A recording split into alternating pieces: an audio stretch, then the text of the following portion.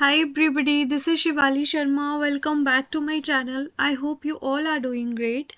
आज की क्लास काफ़ी इम्पॉर्टेंट होने वाली है because as per your demand ये क्लास है कंप्यूटर की, ठीक है, जिसमें हम टॉप 60 एमसीक्यूज करने वाले हैं और ये आपके मैं बता दूँ fundamental of computer and it's type के ऊपर ये क्वेश्चंस रहने वाले हैं और इसमें जितने भी आपके प्रीवियस एग्जाम्स में क्वेश्चंस पूछे गए हैं I have included all those questions, so that's why this class is very important from your exam point of view.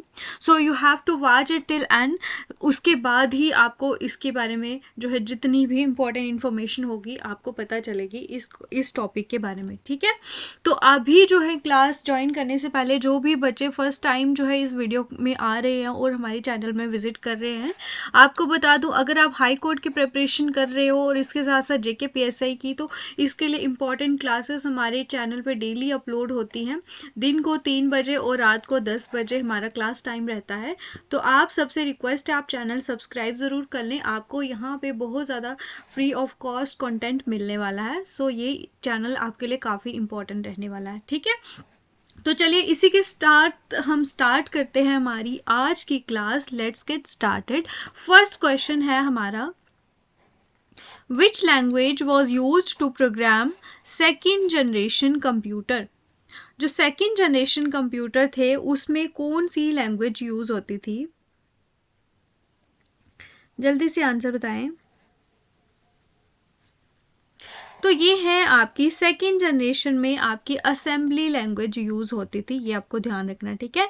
और अगर बात करें हम assembly language and high level language कौन कौन सी होती हैं आपकी? फोर्ट्रान, कोबोल और batch processing and multi programming operating system भी आपके यहाँ पे यूज़ होते थे।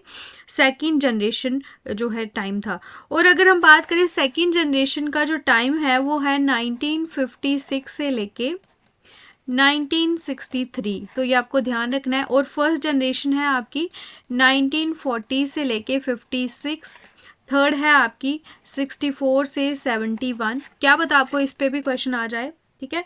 और फोर्थ है आपकी 1971 से प्रेजेंट जो अभी चल रही है, ठीक है। और फिफ्थ जनरेशन भी आपके प्रेजेंट एंड बियॉन्ड है। तो ये पांचों जनरेशन आपको पता होनी चाहिए। और अगर हम बात करें फर्स्ट जनरेशन की, ठीक है, तो फर्स्ट जनरेशन में आपकी मशीन लैंग्वेज यूज़ होती थी, ठीक है। मशीन लैंग्वेज ये आपकी फर्स्ट जनरेशन में होती थी यूज़। और इसके अलावा सेकंड तो मैंने आपको बता दी। और इसके अलावा थर्ड जो है जनरेशन जो है इसमें आपकी हाई लेवल लैंग्वेज आपकी फोर्ट्रान, कोबोल, अल्गोल ये सब आपके यूज़ होते थे। और फोर्थ जनरेशन में आपकी पास्कल भी यूज़ होती थी। अगर बात करें फोर्थ जनरेशन की, यहाँ पे आपके पास्कल, फोर्ट्रान 4 और टाइम शेयरिंग ये सब आपका, ये आपको ध्यान रखना है, ऐसे ही क्वेश्चन आपको पूछे जाएंगे, ठीक है।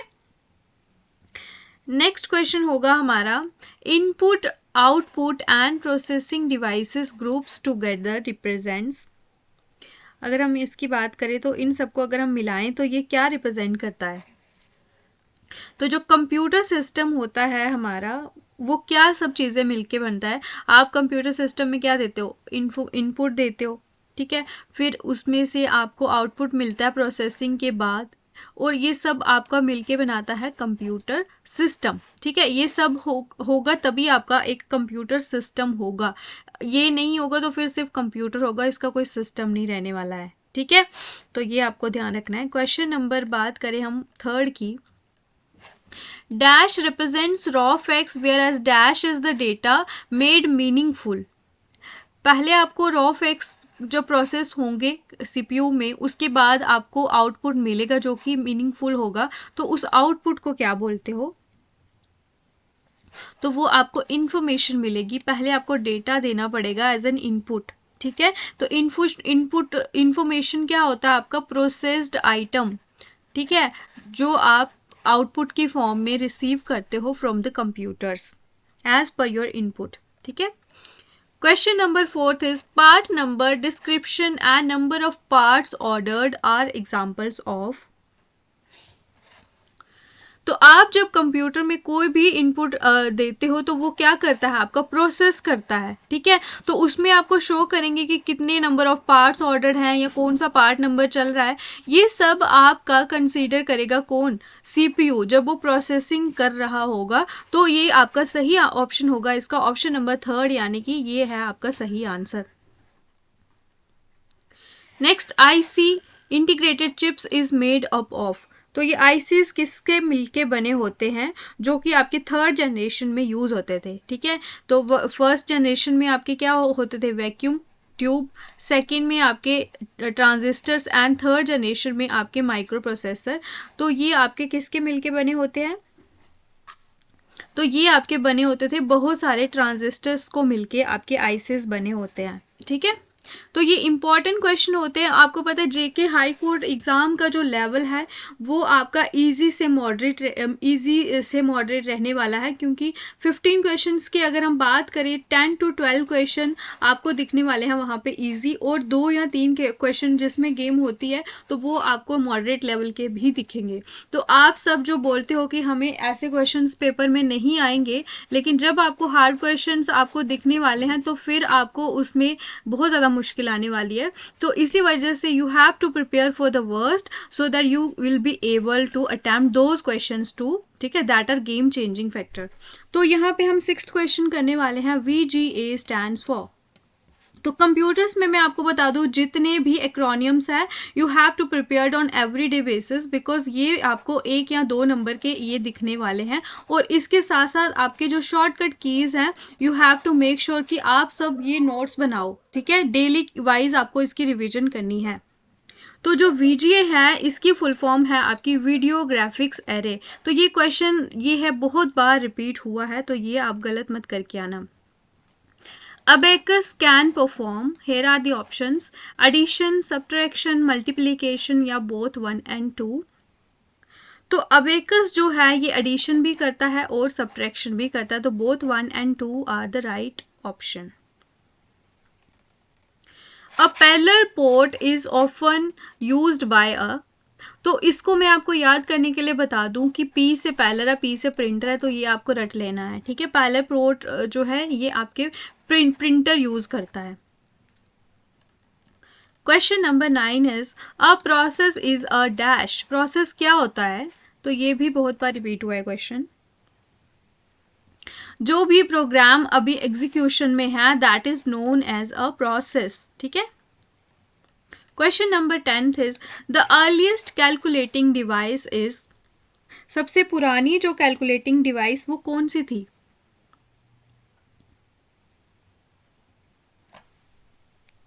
जल्दी से सही आंसर बताएं।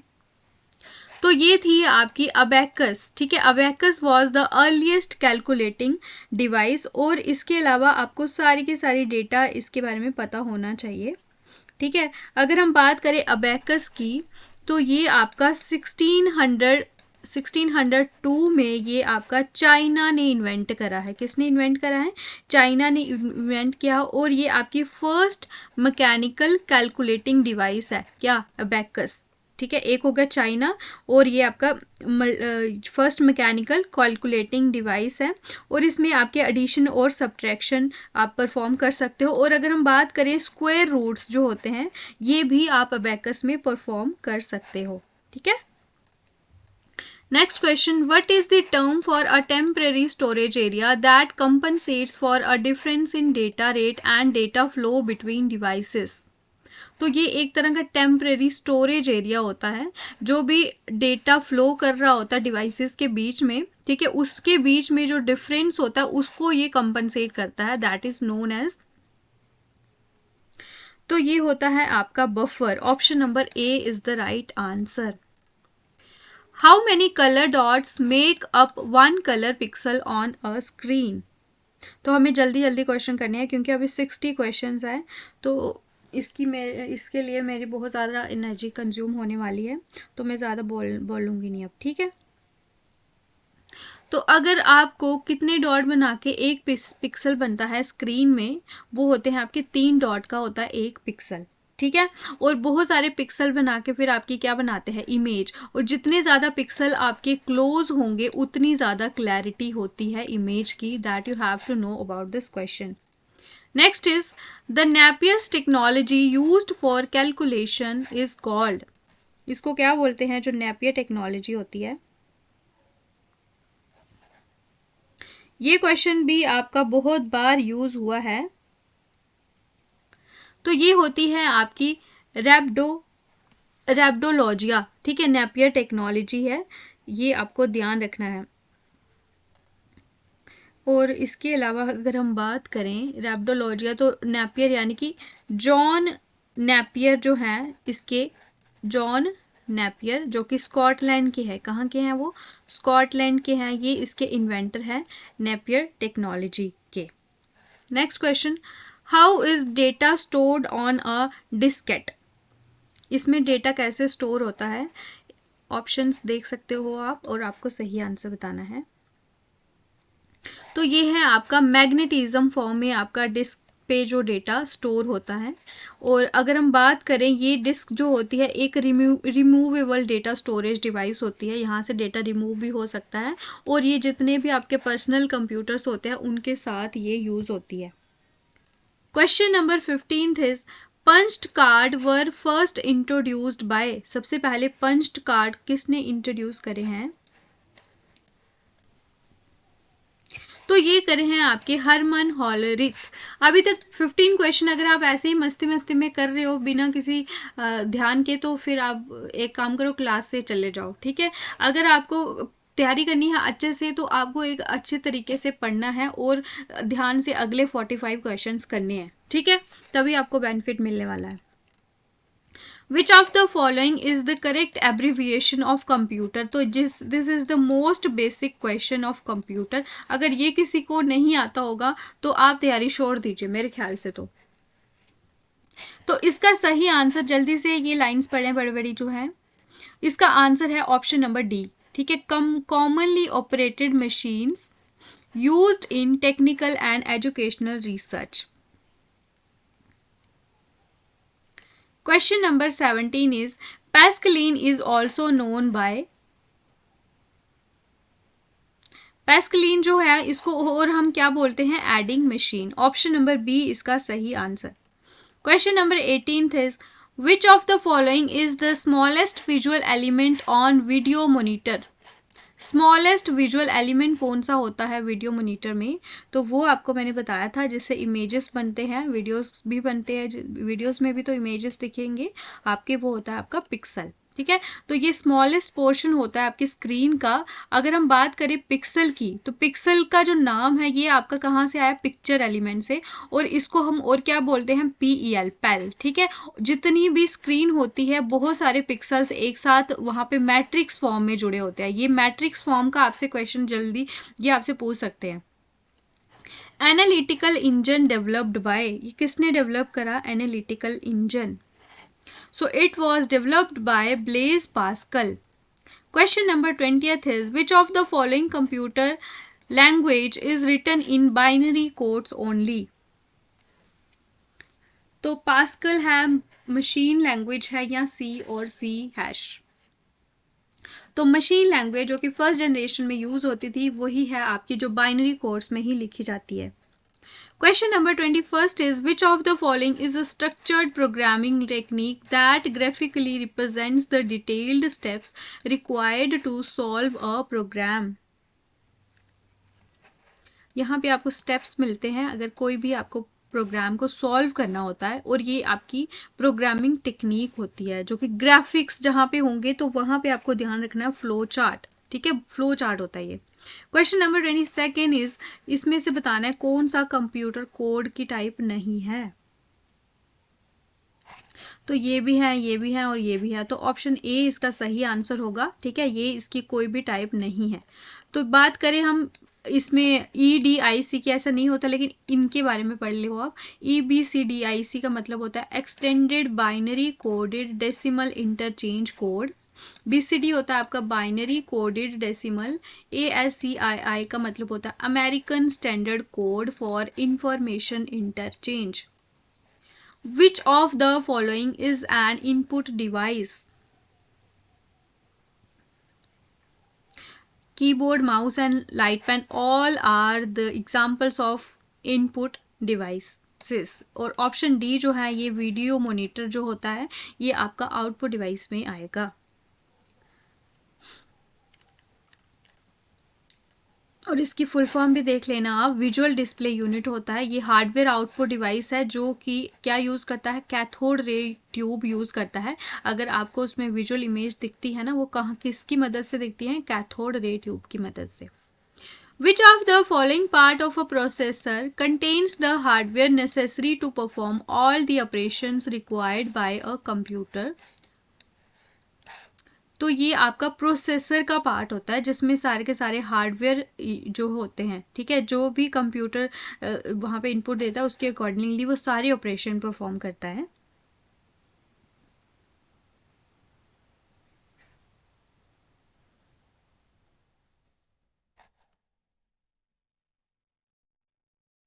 तो ये होता है आपका डेटा पाथ, ठीक है. जो प्रोसेसर होता है ना, इसमें आपका डेटा पाथ होता है जिसमें सारे के सारे एक्शंस जो भी परफॉर्म करने होते हैं वो होते हैं. और इसके अलावा हम बात करें जो कंट्रोलर होता है वो डेटा पाथ को क्या बोलता है कि क्या क्या आपको कौन कौन से ऑपरेशन परफॉर्म करने हैं, ठीक है. और अगर बात करें रजिस्टर्स की तो ये आपका एज ए इंटरमीडिएट स्टोरेज, आपका एज ए इंटरमीडिएट स्टोरेज काम करता है डेटा के लिए, ठीक है. तो ये आपको ध्यान रखना है. Next question is BIOS is used.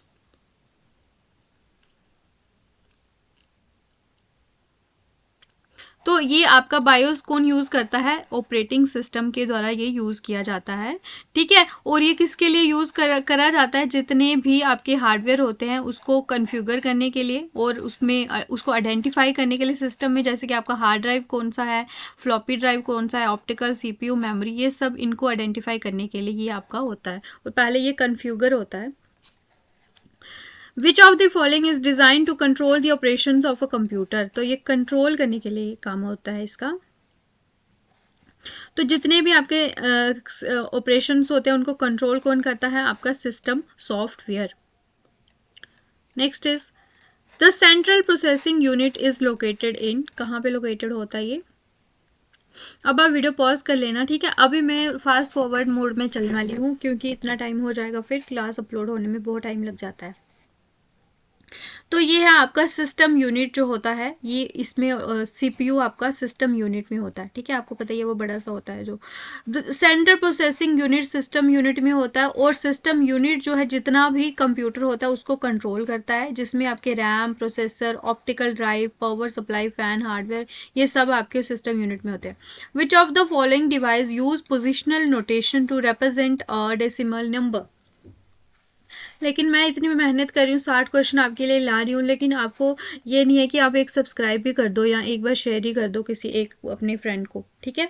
तो अगर आपको वीडियोस अच्छी लगती हैं, आपको लगता है कि ये आपकी क्वालिटी कंटेंट आपको वैल्यूएबल लग रहा है, तो आपका कुछ नहीं जाएगा, बस आप प्लीज़ सब्सक्राइब ज़रूर कीजिए, ठीक है. बार बार मेरे को बोलना नहीं है. तो ये आपको बताना है कि ये कौन सी डिवाइस जो है ये यूज़ करती है. तो ये है आपका अबेकस.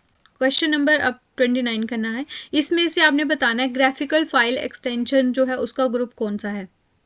जेपीजी तो आपको पता ही है, जीआईएफ भी है, और इसके अलावा बीएमपी. तो ये तीनों एक में आ रहे हैं, तो इसका ऑप्शन 4 इसका सही आंसर है.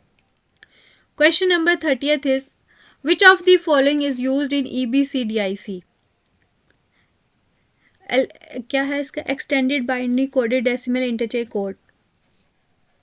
तो इसका है आपका मेन फ्रेम कंप्यूटर्स में ये आपका यूज़ होता है, ये आपको ध्यान रखना है. तो इसका जो कॉन्सेप्ट है EBCDIC का, ये इन्वेंट किसने करा है, आपका IBM के द्वारा. तो ये मोस्ट इम्पॉर्टेंट क्वेश्चन है. और ये आपके IBM मेन फ्रेम इन्वायरमेंट में आपका यूज़ होता है. तो बेसिकली बात करें तो मेन फ्रेम ही यूज़ करते हैं ये code, EBCDIC code. Which of the following defines the assign ordering among the characters used by the computer. तो ये होता है आपका कोलेटिंग सीक्वेंस, ठीक है. ये आपका क्या बताता है कि किस तरह से कंप्यूटर में जो कैरेक्टर्स जो है उनका ऑर्डर्स होना चाहिए जो कि कंप्यूटर यूज़ करता है. Question number 32 is which of the following is known as interval between instant a computer makes a request, और उसके बाद जब डेटा ट्रांसफ़र होता है डिस्क से प्राइमरी स्टोरेज में, ठीक है, और उसके बाद जो है ऑपरेशन कंप्लीट होता है। तो इंटरवल जो होता है, कंप्यूटर रिक्वेस्ट करता है, उसके बाद डेटा ट्रांसफ़र होता है रिक्वेस्ट के अकॉर्डिंगली, ठीक है, और फिर स्टोरेज होता है, स्टोर होता है। तो वो आपका इसमें से क्या बताता है? तो ये होता है आपका क्या कहते हैं, डिस्क अराइवल टाइम, ठीक है, option number D. Question number 33 is, which of the following devices provide the communication between a computer and the outer world? किसी का कमेंट आया था, मैम आप डेली 100 MCQs कराओ टॉपिक्स वाइज टॉपिक वाइज। आप बताओ 100 MCQs करवाना कोई आम बात है? बोलना बताओ आप खुद ही। लेकिन फिर भी मैं इतने कर तो रही हूँ ना, 60 MCQs बताना मेरे को कौन करा रहा है आपको? लेकिन आप चैनल तो उनके सब्सक्राइब करते हो ना, लेकिन फिर भी करवा रही मैं आपको सारा कुछ हूँ बिल्कुल फ्री में, लेकिन चैनल आपको किनके सब्सक्राइब करने हैं जो आपको फ्री में एक भी PDF नहीं देते हैं। 33 क्वेश्चन का आंसर है आपका इनपुट आउटपुट, ठीक है। तो ये आपके कंप्यूटर और आउटर वर्ल्ड के बीच में जो कम्युनिकेशन होती है वो आपका कौन प्रोवाइड करता है? इनपुट आउटपुट डिवाइसेस, ठीक है। इनपुट डिवाइसेस से आप कंप्यूटर में डेटा एंटर करते हो, फिर आउटपुट डिवाइसेस के थ्रू कंप्यूटर वो आपको प्रोवाइड करता है, ठीक है, data. Which of the following are the input devices that enable direct data entry into a computer system from source document? तो ये आपके होते हैं डेटा स्कैनिंग डिवाइसेस, ठीक है। ये इनपुट डिवाइसेस होते हैं, ये डायरेक्ट आपके कंप्यूटर सिस्टम में डेटा एंटर करवाते हैं, ठीक है, जो भी सोर्स डॉक्यूमेंट होते हैं उनसे।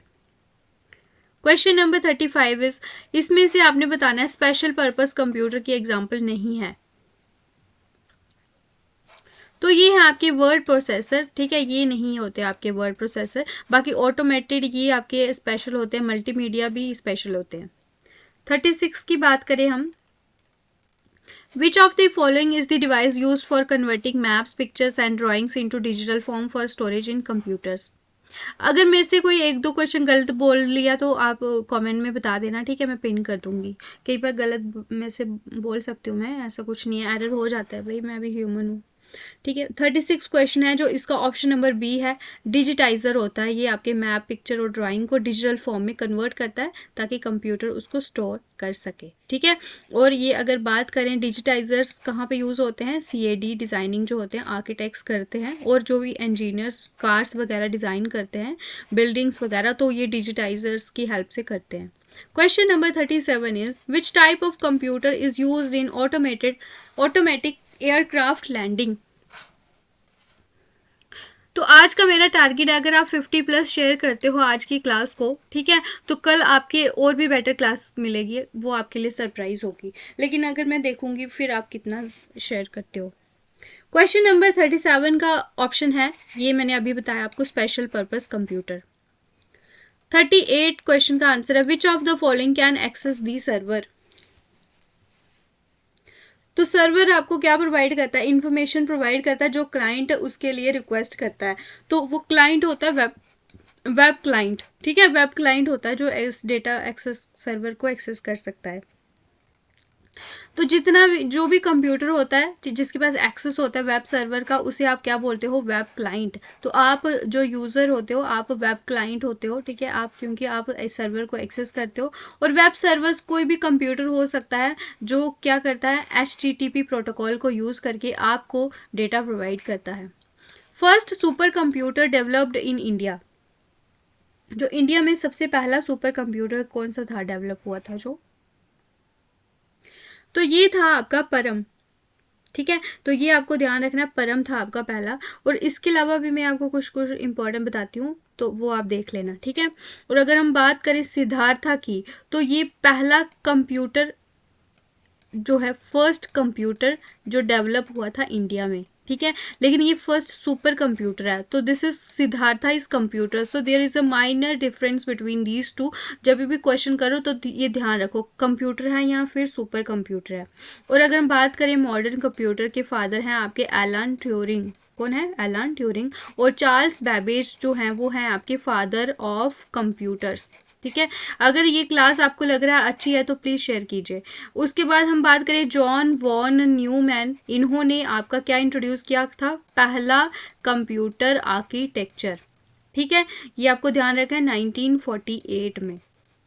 और आपका बात करें हम लेटेस्ट जो है कंप्यूटर्स होते हैं, जितनी भी इंस्ट्रक्शंस उनको दी जाती हैं वो पैरेलल भी उसको एग्जीक्यूट करते हैं और सीक्वेंशियल भी आपके वो करते हैं। ठीक है, ये आपको ध्यान रखना है। Which of the following is known as language made of binary coded instructions, सिर्फ ये बाइनरी कोडेड इंस्ट्रक्शन से बनती है। तो ये होती है आपकी मशीन लैंग्वेज। ठीक है। Which computer is used for computer aided design, CAD calculations. तो ये आपके होते हैं मिनी कंप्यूटर्स जो होते हैं ना, ये आपके CAD कैलकुलेशन को यूज़ करते हैं। तो इसके अलावा अगर मैं आपको जो है इनके बारे में बता दूं, कंप्यूटर की क्लासिफिकेशन जो है, ठीक है, कंप्यूटर की जो क्लासिफिकेशन ये 3 तरह की होती है। एक होती है आपके बेस्ड ऑन साइज, एक होती है बेस्ड ऑन वर्क एंड आपका बेस्ड ऑन पर्पस। ठीक है, ये हम माउस से नहीं लिखा जाता है, ध्यान आप इसको सुन लो। साइज के बेस पे आपके 4 टाइप के होते हैं। कौन कौन से है वो, micro, mini, main frame and super. और वर्क के बेस पे आपके होते हैं 3 तरह के, एनालॉग, डिजिटल और हाइब्रिड। हाइब्रिड जो होते हैं एनालॉग प्लस डिजिटल को मिला के बनते हैं। On the basis of purpose होते हैं आपके जनरल पर्पस और आपके स्पेशल पर्पस। तो ये हो गए on the basis of size, work and purpose. ठीक है, तो आपको फिर उसके बाद जितनी भी टाइप्स हैं, सबसे ज़्यादा आपकी टाइप्स होंगी माइक्रो कंप्यूटर्स की। ठीक है, जिसमें आपके PC वगैरह आते हैं, लैपटॉप हो गए, ये सब आपके माइक्रो कंप्यूटर्स में आते हैं, जिसमें आपका टैबलेट, वर्क स्टेशन। फिर आपका आता है जो मिनी कंप्यूटर। ठीक है, तो मिनी कंप्यूटर थोड़ा सा इसका साइज थोड़ा छोटा होता है, फास्ट होता है। ठीक है, और इसकी कॉस्ट भी कम होती है मेन फ्रेम से। और जितने भी आपके बात कर लूँ मैं, ये आपके एज अ सेंट्रल कंप्यूटर, जो मिनी कंप्यूटर होता तो मिनी है, लेकिन ये central computer as a use होता है। तो इसकी एग्जांपल्स भी पढ़ लेना। और मेन फ्रेम जो कंप्यूटर होता है, जो भी आपकी बिजनेस वर्ल्ड है, क्या है, बिजनेस वर्ल्ड के लिए एक तरह की ये बैकबोन है। ठीक है, तो और सुपर कंप्यूटर की जो स्पीड होती है वो फ्लोटिंग पॉइंट्स इंस्ट्रक्शन फ्लॉप्स में आपकी मेज़र करी जाती है। तो ये कुछ इन्फॉर्मेशन थी, तो बाकी आप इसको भी पढ़ लेना। और इसके बाद जो क्वांटम कंप्यूटर है, इसको सबसे पहले आपका रिचर्ड, RICHARD, रिचर्ड आपका फेनमैन, FEYNMAN, तो इसने ये कॉन्सेप्ट आपका पहली बार दिया था। ठीक है, तो ये सब आपको पढ़ना है और अच्छे से पढ़ के जाना है। नेक्स्ट क्वेश्चन भी आपने कर लिया होगा। तो उसके बाद हमारा क्वेश्चन है 42। Which of the following package allows individuals to use personal computers for storing and retrieving their personal information? तो ये पर्सनल से तो आप इसको गैस ही कर लो।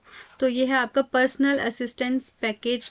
ठीक है, ये आपका पर्सनल कंप्यूटर्स जो होते हैं ना, उनमें ये यूज़ होता है। जो भी आप इंडिविजुअल्स को यूज़ कर सकते हो अपनी इन्फॉर्मेशन, जैसे आपके कॉन्टैक्ट वगैरह उनको स्टोर करना हो, किस तरह से करना है, वो सब होता है इसमें।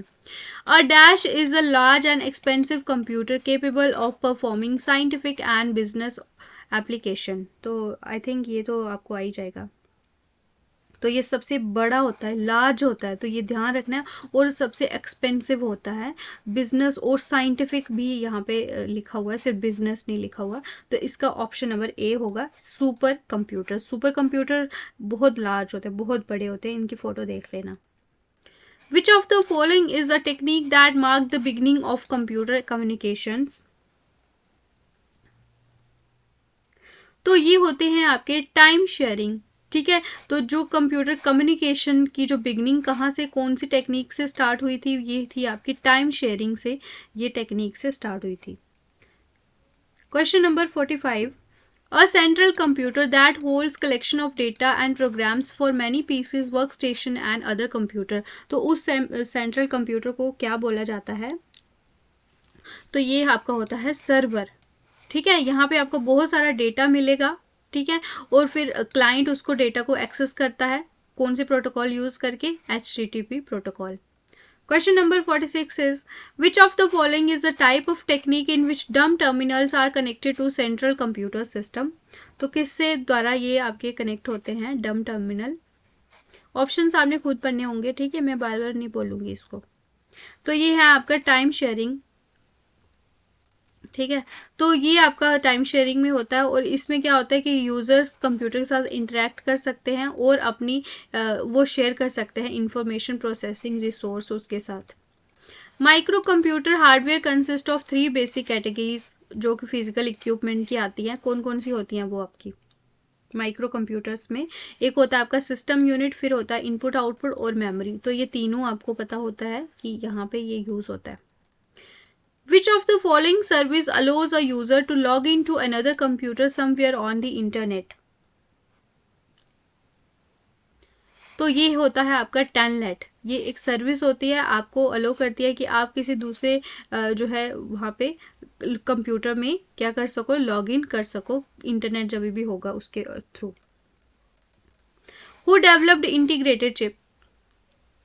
तो ये इन्वेंशंस जो है इनके ऊपर 1 या 2 क्वेश्चन आएगा। इन्वेंशंस आपने रट लेनी है, बहुत बहुत बार ये रिपीट होते हैं क्वेश्चंस, और ऐसा नहीं है कि वो कोई हवा क्वेश्चन आ जाएगा, यहीं से आ जाएगा। एक कोई किताब पढ़ लेना आप, उसमें से आ जाएगा, ठीक है। Which of the following is not a type of computer on the basis of operation? और जो भी बच्चे बोल रहे हैं कि हम मॉक दे के पेपर पास हो जाएगा क्या, तो आप मुझे बताओ कि ऐसा ऐसा कोई शक्तिमान थोड़ी होगा कि आप सिर्फ मॉक दो और आपको जॉब मिल जाएगी। तो जो पढ़ रहे हैं वो पागल थोड़ी ना है। आपको क्या करना है, पढ़ाई भी करनी है भाई। पढ़ाई करना ही पहले बेसिक चीज़ होती है। जब आप पढ़ाई करोगे तभी आपको जॉब मिलेगी ना, उसके बाद ही आपके मॉक अच्छे होंगे। तो ये क्वेश्चन कितने ही रट लोगे, जब तक आपको बेसिक अंडरस्टैंडिंग नहीं होगी तो आप कितना भी ट्राई मार लो, मॉक कर लो, नहीं होगा पास, ठीक है। वो होती है कि किस्मत कई बार आपको साथ दे सकती है, तो आप हो सकते हो सिलेक्ट, वरना पढ़ने के बिना आपकी जॉब नहीं लगती। तो ऑप्शन डी होगा इसका, रिमोट, ठीक है। तो ये आपके ऑपरेशन के बेस पे जो नहीं होते, ये आपके डिजिटल, एनालॉग एंड हाइब्रिड, ये तीनों इसमें आते हैं। 51 क्वेश्चन इज, तो ये आप पढ़ लेना। कंप्यूटर का जो बेसिक आर्किटेक्चर को किसने डेवलप करा था? तो मैंने आपको बताया था, ये थे आपके John von Neumann, option number A. 52nd question is, which type of computer is mostly use for automatic operations? तो ये आपका यूज होता है हाइब्रिड कंप्यूटर्स इसके लिए। Question number 53rd is, which of the following invention gave birth to the much cheaper micro processors?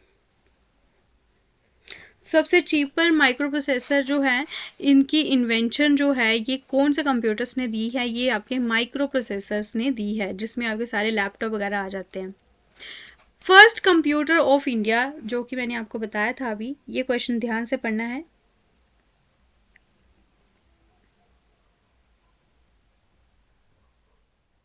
तो ये है आपका सिद्धार्था, ठीक है। परम जो है आपका फर्स्ट सुपर कंप्यूटर है, सिद्धार्था है फर्स्ट कंप्यूटर। तो ये इधर ऐसे ये गलत। Which of the following computers are lower than main frame computers in terms of speed and storage capacity? तो ये मेन फ्रेम से थोड़े से जो है ये कम होते हैं, स्पीड में भी और स्टोरेज में भी। तो इसका आंसर है आपका mini computers. Which of the following is the first neural network computer? तो ये है आपका स्नार्क, SNARC, ये आपका फर्स्ट न्यूरल आपका नेटवर्क कंप्यूटर है, और इसको बनाया किसने है? मिन स्काई एंड एलमंड्स ने 1956 में। 57 question is, the analytical engine developed during first generation of computer used dash as a memory unit? तो ये पहली जनरेशन में आपके एनालिटिकल इंजन डेवलप हुए थे। तो इसमें से बताना है कि ये मेमोरी यूनिट किसको यूज़ करते थे? तो ये यूज़ करते थे आपके काउंटर व्हील्स को, ये मेमोरी की जैसे यूज़ करते थे। Speed of first generation computer was in, तो ये आपकी स्पीड पे क्वेश्चन आ सकता है आपको, तो ये ध्यान रखें आप कि जो भी कंप्यूटर्स की जनरेशन है उसमें कौन सी स्पीड आती थी। तो ये मैं आपको एक बार सारा डेटा बता देती हूँ, फिर आप इसको एक बार नोट कर लेना, ठीक है, क्योंकि ये आपसे पूछने के चांसेस हो जाएंगे। तो इसका तो आंसर है आपका माइक्रो सेकेंड्स में ये आपकी स्पीड होती थी काउंट, ठीक है। उसके अलावा सेकेंड जनरेशन में भी माइक्रो में होती थी, लेकिन फर्स्ट में आपके 333 माइक्रो सेकेंड्स होते थे, सेकेंड में आपके होते थे 10 माइक्रो सेकेंड्स, थर्ड में आपके होते थे नैनो सेकेंड्स, 100 नैनो सेकेंड्स, ठीक है। ये तीनों चारों जितने भी हैं ये आप ध्यान रख लो। और उसके अलावा आपके 4th में थे आपके 300 नैनो सेकेंड्स। ठीक है, तो ये आपके होते थे मतलब स्टोरेज वाले स्पीड। और 5th में आपकी क्या यूज़ होती हैं, ऑप्टिकल डिस्क, तो ये आपको याद रख लेना 5th में ये होती है। उसके बाद आएगा हमारा computer built before the first generation, तो वो आपकी क्या यूज़ कौन से थे, वो आपके पहली जनरेशन से भी पहले, तो वो आपके थे electromechanical computers. Time sharing became possible in dash generation of computers, कौन सी जनरेशन में टाइम शेयरिंग आपकी पॉसिबल हुई थी, तो ये सेकेंड जनरेशन में आपकी टाइम शेयरिंग जो है पॉसिबल हुई थी। ठीक है, तो ये जनरेशन के ऊपर आपके मैक्सिमम क्वेश्चन पूछे जाते हैं, ये आपको ध्यान रखना है कि इनमें से आप कोई भी क्वेश्चन यूज़ ना करो। और अगर हम बात करें तो फर्स्ट जनरेशन में आपके वैक्यूम ट्यूब्स यूज़ होते थे, सेकंड में आपके ट्रांजिस्टर्स जो कि आपके सेमीकंडक्टर के बने होते थे, किसके बने होते थे, सेमीकंडक्टर के। थर्ड में आपके यूज़ होते थे आपके आईसीज जो कि आपके सिलिकॉन चिप के बने होते थे। फोर्थ में आपके यूज़ होते थे लार्ज स्केल आईसीज। ठीक है, तो ये आपको ध्यान रखना है। उसके अलावा 5th में आपके सुपर लार्ज जो कि आप बोल सकते हो अल्ट्रा लार्ज जो है ये स्केल इंटीग्रेटेड चिप्स जो कि यूज़ होते थे। ये सब आपको पढ़ के जाना है, यही है आपका बेसिक फंडामेंटल, आपको यही क्वेश्चन पूछे जाते हैं। ठीक है, इसके अलावा आपको पूछे जाएंगे कि कौन सा कंप्यूटर की जो एग्जाम्पल होती हैं वो भी आप पढ़ लेना, और कंप्यूटर की टाइप्स हैं वो भी पढ़ लेना। ठीक है, बाकी जो हार्डवेयर है और जो कंप्यूटर आर्किटेक्चर है इसके ऊपर मैं 100 MCQs ले आऊँगी एक दिन, आप बता देना कल आना है या परसों। मैं सोचूँ कि कल की क्लास में करंट अफेयर्स कर लेते हैं क्योंकि 2 दिन हो गए करंट अफेयर अच्छे से नहीं हुए हैं। ठीक है, तो कल आपके शाम की 10 बजे की जो क्लास होगी उसमें हमने करने हैं करंट अफेयर्स, सिर्फ करंट अफेयर्स, तो वो मैं आपके बहुत सारे क्वेश्चन लेके आऊँगी। और जो कल दिन की क्लास होगी उसमें आपके इंग्लिश होंगे, तो इंग्लिश के टॉप 50 क्वेश्चन हम करने वाले हैं। टॉपिक आप मुझे कमेंट में बता देना, करंट अफेयर्स का भी और इंग्लिश का भी, जो कल की दोनों क्लासेस आती हैं। तो टाइम किसी को नहीं पता, दिन को 3 बजे आपकी आएगी इंग्लिश की क्लास और 10 बजे आपकी आएगी करंट अफेयर्स की। फिर परसों का सेम, आपका परसों दिन को आएगी कोर्ट अवेयरनेस और फिर शाम को आएगी आपकी कंप्यूटर्स। तो इस तरह से अब हम डेली चलने वाले हैं। फिर हम परसों उसके बाद 2 दिन के बाद हमारा आएगा फुल मॉक टेस्ट। तो ये हमारी प्रेपरेशन स्ट्रैटेजी रहेगी टिल योर एग्ज़ाम, क्योंकि I have already promised you कि मैं आपकी प्रिपरेशन बहुत अच्छे से करवाने वाली हूँ। बस आपको लाइक शेयर और सब्सक्राइब करना है, दैट्स इट। ठीक है, इससे ज़्यादा आपको कोई कुछ खासी मेहनत नहीं करनी है, बस पढ़ना है। तो चलो फिर, आज की क्लास कैसी लगी है बताइएगा कमेंट सेक्शन में, अपना स्कोर भी बताना है। Thank you so much, all the best, take care all of you, good night.